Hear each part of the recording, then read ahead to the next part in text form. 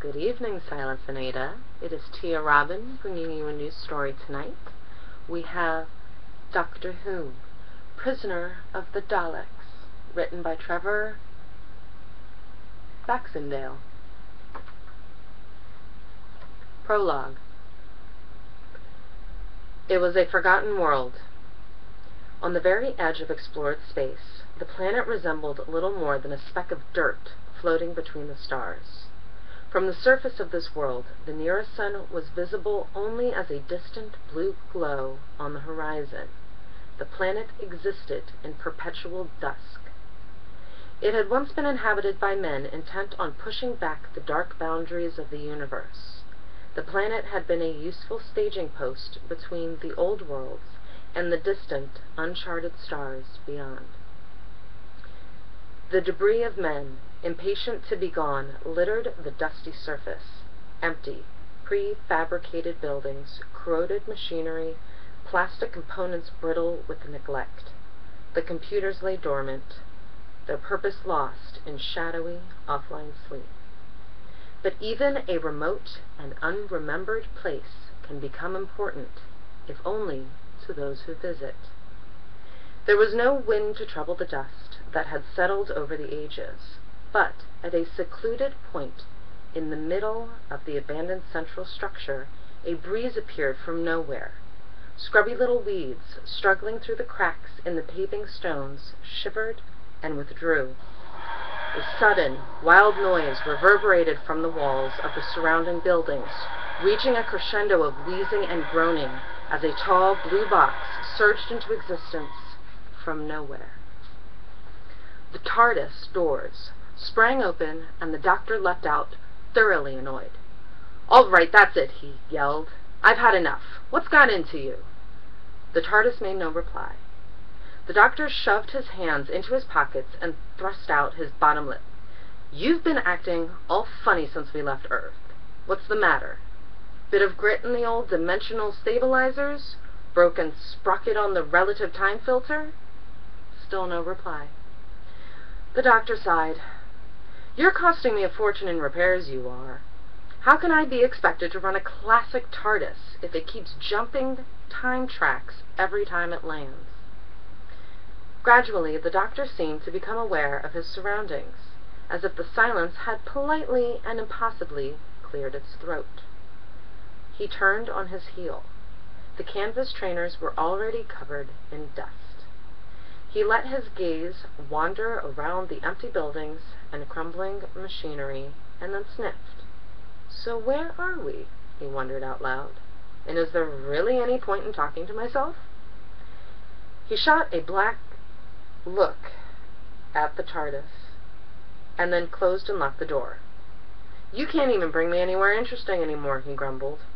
Then he relaxed a little and smiled, giving the police box an affectionate pat. "Who am I trying to kid? There's always something interesting." He wandered down a path between two prefabs and called out "Hello" a few times. "Anyone home?" There was no reply. "Hello," he called again.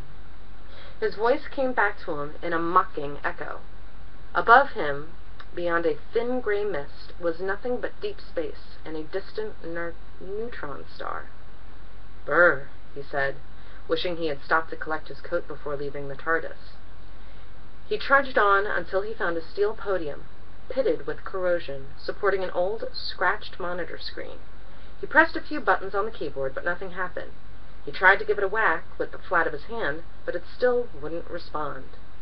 The sonic screwdriver broke through the computer terminal's dormant status in seconds. A minute later, the doctor's face was bathed in a cool light as the screen activated. A rather fuzzy graphic swirled into focus. "Welcome to Lodestar Station 479. "Well, thank you very much," replied the doctor. "Lovely to be here." "Not." He put on his glasses and started scrolling through the data. "Ah, now that's interesting," he said, smiling and nodding. "No wonder this place is deserted. No one's been here for, absolutely yonks." No need for a refueling station in this part of space anymore, is there? And here's poor little you, the computer interface, all forgotten and alone. He used the sonic screwdriver to delve a little deeper into the computer's databanks. Blimey! What's been going on in here, then? Your independent subroutines have been messed around a bit, haven't they? Frowning, the doctor glanced around for the nearest doorway. "I'd better check your operational hard drives. Not corrupted," he muttered. "Wouldn't do for a place like this to go haywire. You'd have the health and safety department of the Shadow Proclamation down on you like a ton of bricks." The screwdriver made short work of the door, and the doctor went inside. It was cold and smelled of metal and oil. He was reminded of old forgotten refineries on Earth, places full of the hard edges and unforgiving angles of brutal practicality. He found a stairwell and trotted down the steps, the metalwork rattling under his plimsolls. He hooked out a pencil torch from his pocket and switched it on. The beam found walls studded with rivets and disused electrical cable. It was colder down here, and there were cobwebs hanging thickly in the shadows.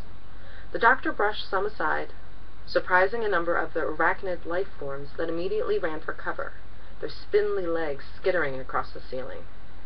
He avoided some of the larger webs. He'd got on to the wrong side of enough spiders in his life to know when to keep clear.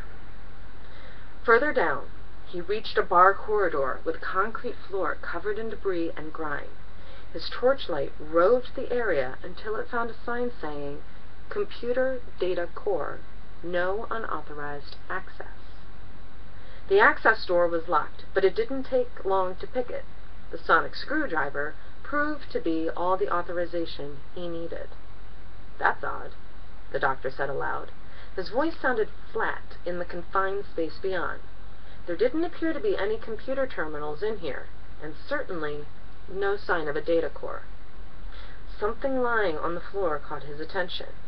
It was white and smooth, half hidden in what looked like a pile of laundry.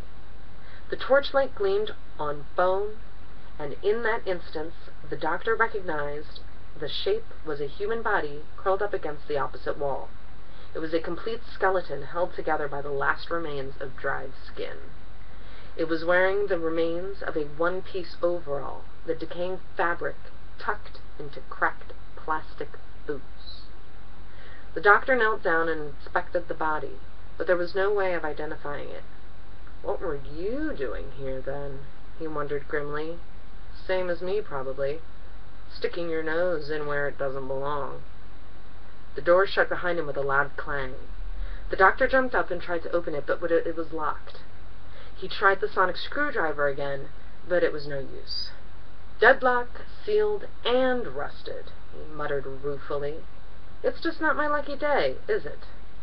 He stepped away from the door and checked the cell, because that's what it had suddenly become, for any other way out. Of course there was none. He was trapped in here, alone, but for the emaciated corpse on the floor. No way out, and no one to know or care that he was there. "Nice one, Doctor," he congratulated himself. "Now, all you can do is sit and wait. Someone must have programmed the door to shut like that. They'll have to come and inspect their trap sometime, see if they've caught anything." He stared mournfully at the skeleton. Any time soon.